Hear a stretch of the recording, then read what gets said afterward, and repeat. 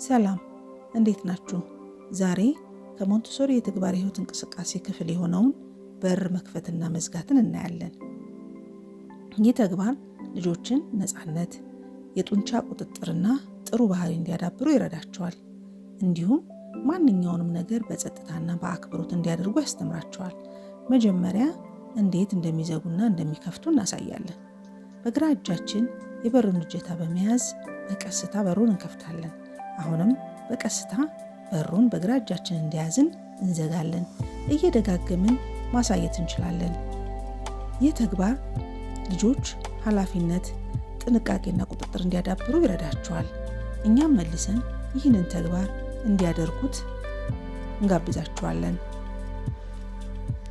ይህ ትምህርት ቀላል ቢመስልም እጅግ ጠቃሚና የህይወት ችሎታ የሚያስገኝ ነው። ብዙ ጊዜ ልጆች በር ሲከፍቱ፣ ሲዘጉ ራሳቸው ላይ አደጋ የሚያደርሱበት ሁኔታ ይኖራል።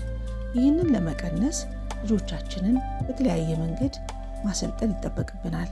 አደጋውንም ማስቀረት እንችላለን።